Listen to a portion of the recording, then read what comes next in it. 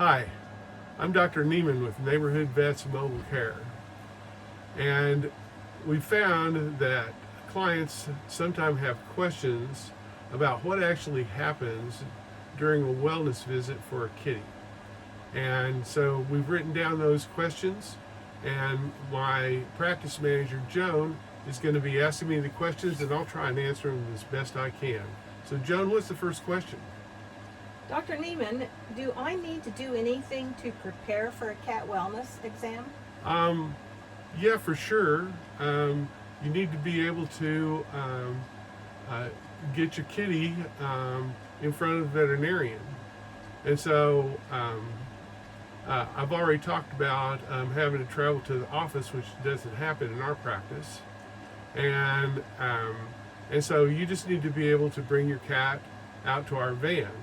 And if you don't have a carrier that's secure, we have one that you can use. It's real easy to put your cat in. And otherwise, you just need to have your cat in a place where you can get them, wrap them up in a towel, or put them in a carrier and bring them out to our van. What's the next question, Joan? What questions should I ask during a cat wellness exam? Well, that's a good question. Mostly you should be looking for what questions should be answered, but you should ask if they're going to do a physical exam on your cat. And all veterinarians are going to be working from that basis. And they're going to be asking you questions. So there are several questions that you ought to be able to answer.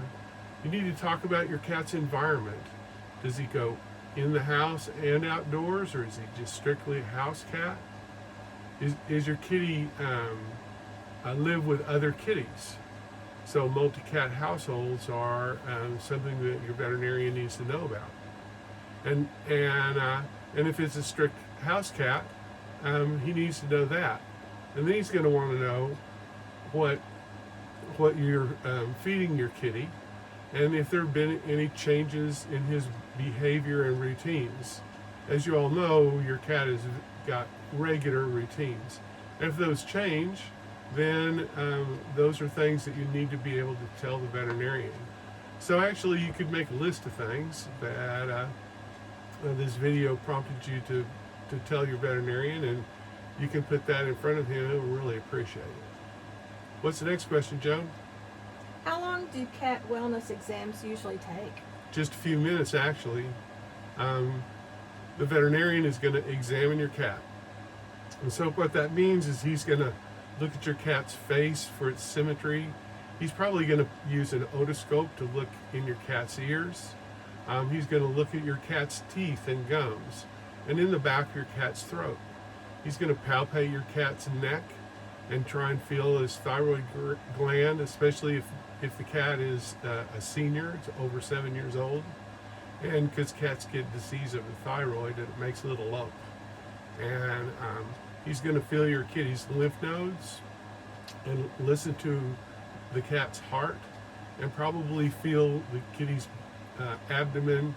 And the unique thing about examining cats is you can feel their kidneys and their internal organs when you do an abdominal palpation. So, what's the next question, Joan? How do cat wellness exams influence subsequent treatment? Oh, that's a good question. And actually, that physical exam can show things up, especially obesity, that predisposes cats to diabetes. And so that physical exam alone can determine whether there's future things that need to be done. So I really appreciate you asking me these questions, Joan. Is that all? That's all. Okay. Thanks for listening.